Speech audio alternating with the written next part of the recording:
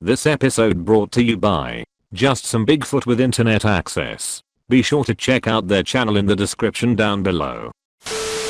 Anecdotes of Reddit presents people who've claimed to encounter a humanoid, whether that be extraterrestrial, Bigfoot, or whatever. What's your story? Not my story, but my mom's.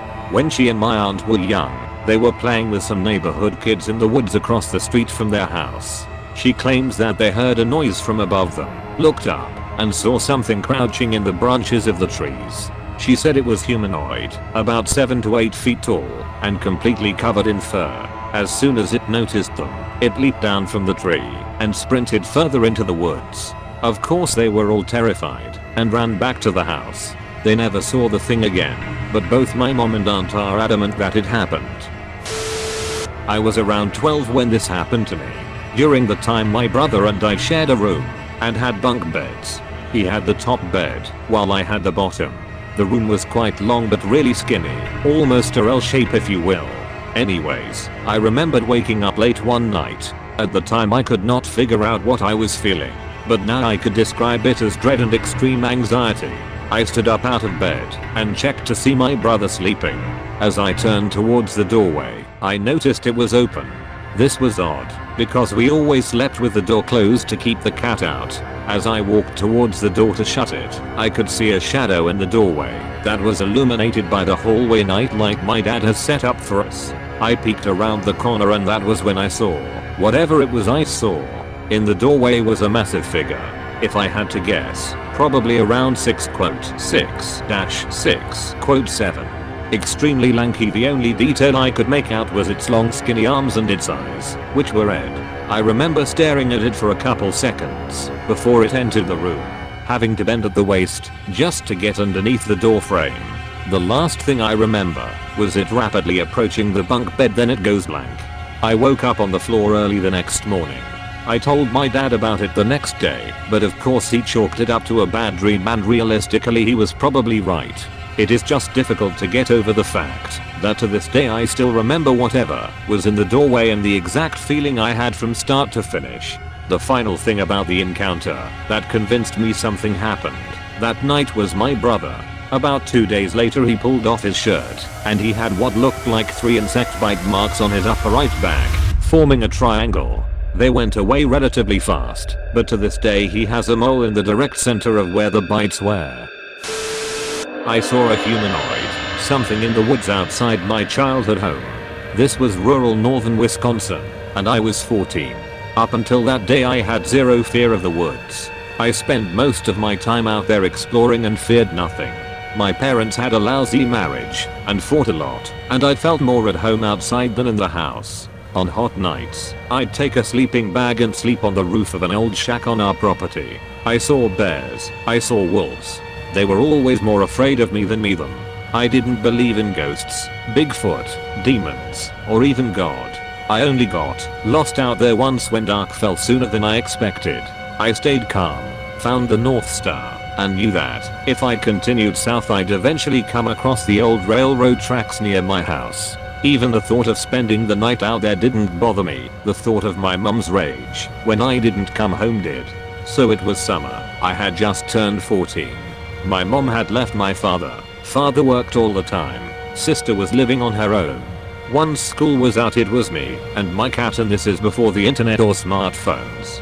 We lived on a dead-end dirt road, and around noon I took my usual stroll down the long driveway to check the mail. My cat followed me everywhere, and I actually kind of relied on him to give me a heads up if there was a bear or something close by. A bit of movement behind me as I stood at the mailbox made me aware there was something across the road in the trees, but there were pesky deer everywhere. I heard a loud crash then, like something very loudly making its way through the brush. It's like every goddamn classic horror story. My brain had no capability for the thought of anything paranormal or spooky. I simply tucked the mail under my arm and headed into the woods to investigate. My cat followed close behind. I got about 10 yards in when I noticed what I hadn't noticed before. There was no noise. Nothing. It was a beautiful June day and there wasn't a single bird singing. No insects. No leaves rustling. It was absolutely silent. At the same time I registered the silence, I got that eerie feeling that *SOMETHING was watching me**. I stopped immediately and started scanning the woods for deer. Hunters know what I'm talking about when I say you look for the shape of a deer instead of trying to pinpoint them by color. That's when I spotted it.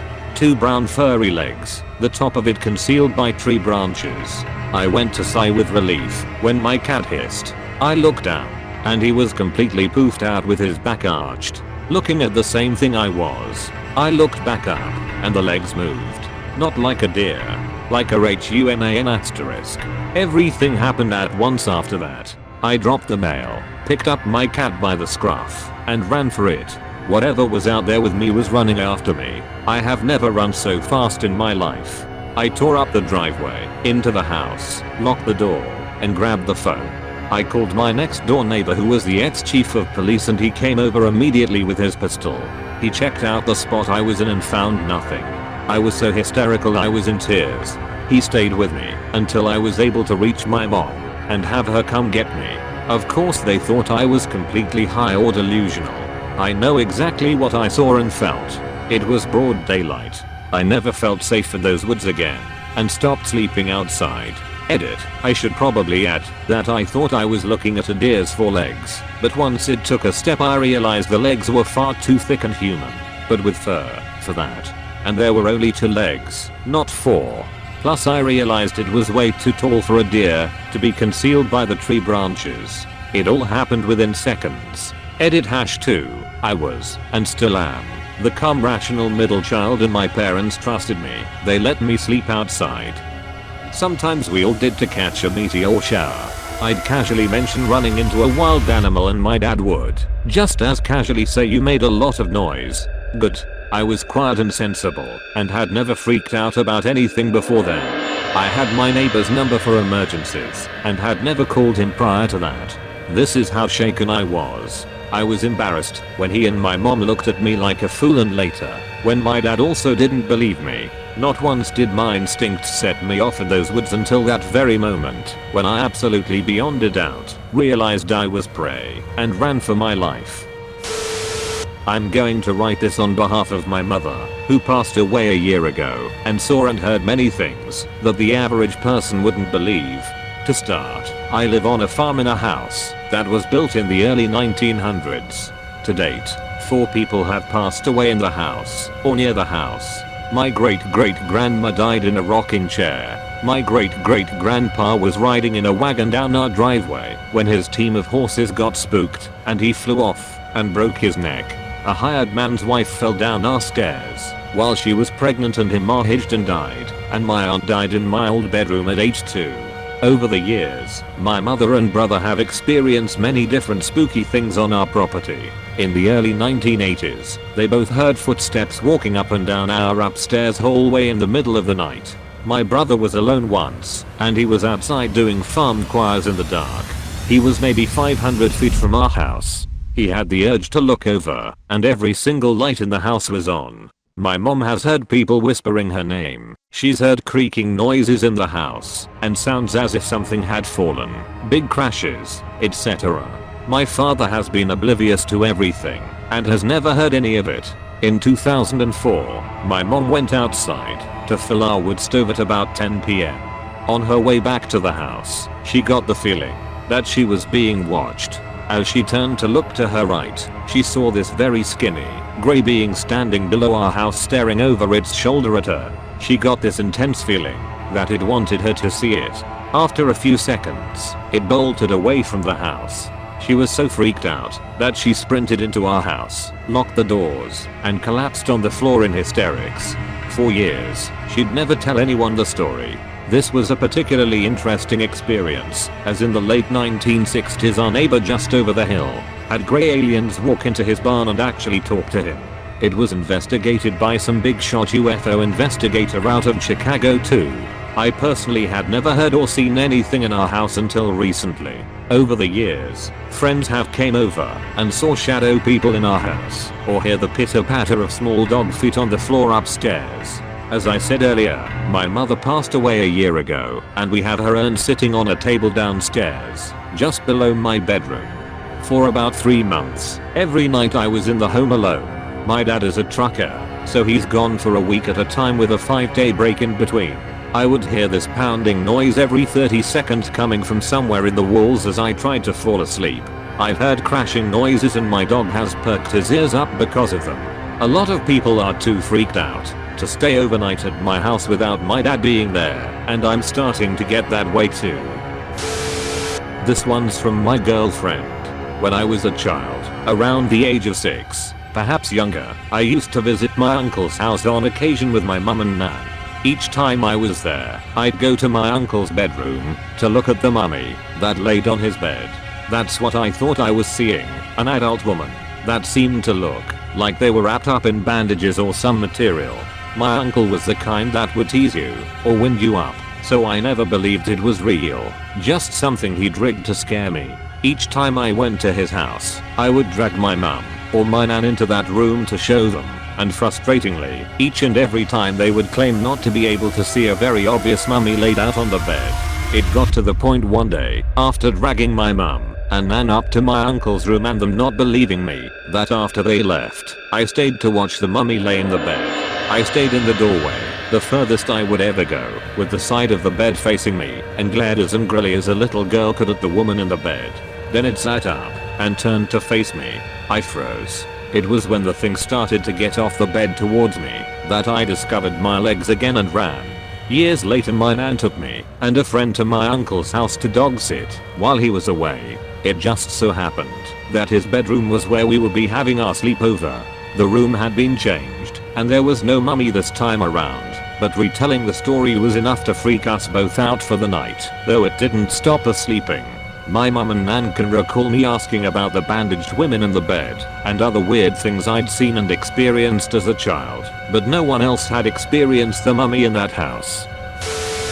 Late to the party, and this is a bit long. TL. Dr. Finn K witnessed an encounter and subsequent sage cleansing.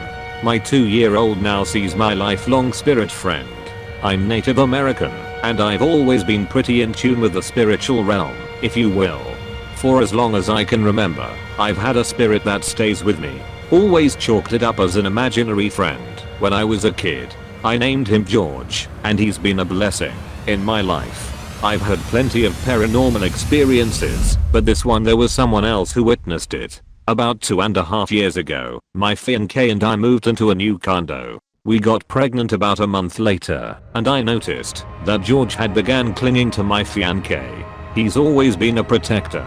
Anyways, fast forward about another month, around Christmas time, I noticed that George wasn't around. Every night he was gone. I was visited by a little boy who was scared and running from something. That something was an evil spirit in the form of a little girl. Every encounter ended him saying she's here. He'd vanish, and I'd be overwhelmed by this feeling of doom. Then I'd see her. It got to the point that I was sleeping downstairs to avoid the encounters. They seemed to stay upstairs until my last real encounter. I walk into the kitchen late one night to get a glass of water. There was a little boy huddled on the floor. He didn't acknowledge me, which was odd because he always came to me. He looks up, stares straight through me, and says goodbye. Just then the little girl appears and takes him away violently. Turns out he was staring through me and at my wife. She had somehow managed to come downstairs unnoticed. She's known about my experiences, but never seen one transpire. She knew then why I hadn't been sleeping in the bed. I'd had enough, and the next morning I go out and buy some sage. As my fiancé and I were cleansing the apartment, we began hear rather strange creaking noises, almost as if the whole condo was shifting. We make our way upstairs, and right at the top of the stairs, a huge gust of wind blows out the sage. At that moment, George had returned. All was right, and the little girl hasn't since returned. My son is now 2 years old and sees George, even calls out for him. I think it's cute, as does my wife. It still kind of scares her because she knows of the things I've dealt with. I was hiking up in the Cascades in Oregon. I was in a more remote area of the range. On the 6th or 7th day on the trail, the hair on the back of my neck started standing up. I chalked it up to being a mountain lion in the area. But the weird thing was the uneasy feeling never left. That night is when I heard the howling. It wasn't wolves or bears or any other animal I had ever heard. The closest thing I could relate it to is the noises apes and monkeys make. This persisted for the next few nights. Eventually things started rummaging through my campsite. Naturally I assumed it was a bear or a coons. But then on the 11th day, I woke up and my food bag was removed from the tree. Something had cut the line through. All my food was gone. I decided to keep pushing. I had 4 days left till the end of the trail. I'm familiar with what I can and can't eat in the area and I could always fish for food. The same nightly activities occurred, and on the 13th night something started throwing rocks at my tent. For some reason I lost it. I screamed into the darkness for whatever it was to leave me alone. Hoping it was just some person fucking with me, and maybe they'd scream out, "Sorry mate" or something. Instead it grew quiet for the first time in nights. Nothing could be heard. Then a scream louder and more vicious than any other night cut through the night. Then nothing. Complete and utter silence again. Despite it being quiet I wasn't able to sleep that night. I just waited. The next day I continued my hike, dead tired, just wanting to get out. The hair on the back of my neck still standing. The forest still quiet. I felt like I was being hunted. Towards the end of the day I had sat down to rest before pushing a few more miles when I saw it. Something tall and large, bigger than any man or animal I had seen, sliding through the forest not making a noise. I yelled at it. It turned to look at me. I never got a good look at it through the trees and the brush, and it was dark, but I knew that whatever it was causing this. I threw a rock at it, and then pulled my knife. This thing just kept staring at me. I don't know what kicked in, but I no longer felt scarred. I felt angry, and I ran at the thing. It ran from me, and I chased it in the woods. It had long strides and easily outpaced me, but I continued the chase. After several minutes I gave up and collapsed in exhaustion. I rested for a bit before backtracking my way back to my backpack and resting area.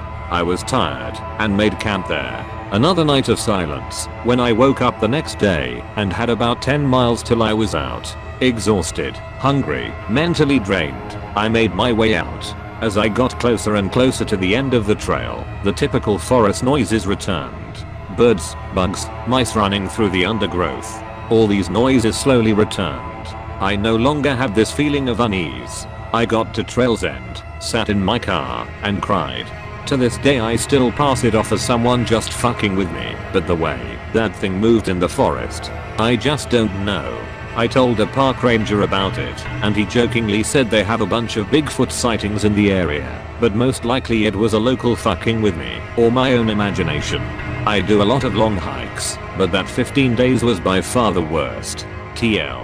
Doctor got attacked by Bigfoot in the remote Cascades of Oregon. I've posted this one before, but here it goes. Witnessed an alien abduction back in 2001. This takes place when I was 13. A friend of mine wanted me to help her grandparents set up their computer. I said sure, and ride my bicycle to their house. I get there, and clouds appear, so I decide to make this pretty quick. I set up the computer and install AOL for them, showing them all how it works and such. They go back and sit on the couch while I get my backpack to get ready to leave, as their other granddaughter, who is about 4 or 6 years old, I can't remember which, was sleeping in the other room. All of a sudden a cold breeze went through the room. It was up as all the doors and windows were shut. The grandparents looked toward the kitchen, and what I saw made me freeze in place. There were 3 creatures standing in the kitchen. 2 of them were short grey creatures with a thicker neck than described, with the eyes closer to the sides of their heads. They wore silver jumpsuits. In between them was a taller creature looking like a humanoid mantis wearing a black robe with a yellow stripe going down the middle. They walk to another room and a minute later return with the robed creature carrying the granddaughter in its arms. It's looking at me, and I get the feeling it knows who I am. I don't know why I got the feeling, but I did. I was very scared. More of the situation than of them, and the grandparents were looking at them too but not doing anything. I decided to say screw this, and fought off all the fear I could, and clumsily charged toward them. I didn't even make 3 steps before the grandfather stopped me and told me they will bring her back.